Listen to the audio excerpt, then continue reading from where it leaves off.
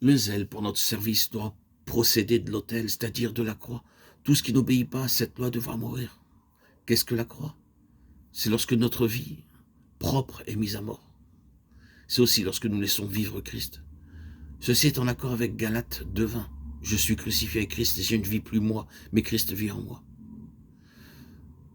La croix agit à l'égard de la sagesse, des opinions, de la force, du zèle, des espoirs et des désirs de notre vie propre. Ce n'est qu'après avoir été disciplinés que nous pouvons aller devant Dieu pour le servir. Savons-nous que beaucoup de notre zèle n'est que du feu étranger? Souvent, des gens s'interrogent pour savoir comment faire prospérer l'œuvre du Seigneur et plaire à Dieu. Toutes ces initiatives sont le résultat de leur pensée charnelle. Eux-mêmes n'ont pas été traités par la croix, ni leur habileté désapprouvée. Du zèle, oui, mais non venant de Dieu. C'est sûrement du feu, mais c'est du feu étranger, et non pas le feu de l'autel. Tout ce qui ne vient pas de la croix, c'est-à-dire de l'autel, du reniement à soi, n'est simplement que du feu étranger. Un tel feu n'est rien d'autre que le feu du moi, procédant de la vie d'âme. C'est le feu de la puissance de la vie naturelle, le feu du moi s'ingérant dans les affaires de Dieu.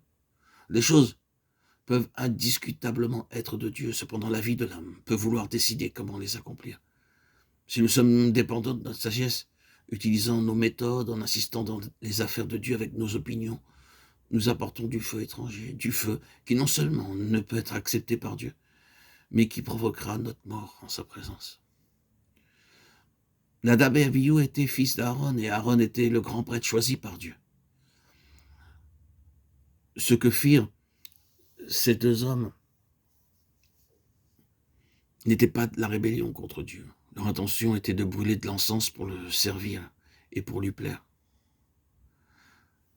Les fils d'Aaron, Nadab et Abihu, prirent chacun un brasier, y mirent le feu et posèrent du parfum dessus. Ils apportèrent devant l'Éternel du feu étranger, ce qu'il ne leur avait point ordonné.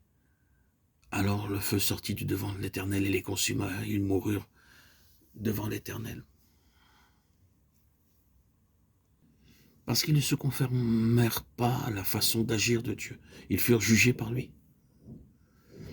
Les deux fils d'Aaron pensaient ainsi, puisque Dieu n'avait pas interdit l'usage d'un autre feu pour brûler le parfum, alors un feu ordinaire pouvait être utilisé. Mais ils ne réalisaient pas que dans le service de Dieu, tout ce qui n'est pas spécifiquement ordonné par lui ne doit pas être fait par ses serviteurs. Mais ils étaient aveugles à l'égard de ses exigences divines. Dans le service du Seigneur, tout ce qui ne nous a pas ordonné est prohibé. C'est une erreur et c'est coupable d'agir autrement. Dieu alors consuma Nadab et Abihu par le feu parce qu'ils péchèrent par présomption. Il ne les épargna pas, bien qu'ils soient fils d'Aaron et désignés pour être sacrificateurs. Ils n'avaient ni commis d'adultère ni dérobé comme le firent les sacrificateurs fils d'Élie.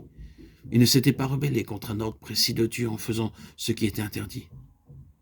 Ils désiraient particulièrement servir le Seigneur et lui plaire. C'est pourquoi ils prirent chacun leur encensoir et mirent du feu étranger sur le parfum, pensant qu'ils obtiendraient la faveur du Seigneur en agissant ainsi. Bien que leur intention soit bonne, ils servaient toutefois Dieu selon leurs pensées. Ils firent ce qu'il ne leur avait pas demandé, quelque chose en dehors de sa volonté. Un tel acte offensa Dieu. En servant le Seigneur, nous ne devons pas admettre comme principe que nos bonnes intentions sont sa volonté. Notre intention peut être bonne, mais si elle est réalisée présomptueusement, nous serons punis à cause de notre péché de présomption. Peut-être que nous ne voyons pas aujourd'hui dans notre travail le sévère jugement de Dieu. Mais cependant, toutes les œuvres du feu étranger seront manifestées et jugées le jour où nous comparaîtrons devant le tribunal de Christ. Que Dieu nous ouvre les yeux pour voir ce qu'est le péché. Sans nul doute, l'adultère, le vol, la tromperie, l'injustice et l'impureté sont des péchés. Mais faire l'œuvre du Seigneur, prêcher, aider les autres, sans un ordre divin, sans des actions qui sont aussi coupables, Dieu jugera ces péchés de présomption. Tout ce qui est fait sans son ordre, c'est servir avec du feu étranger. Donc, une abomination devant Dieu.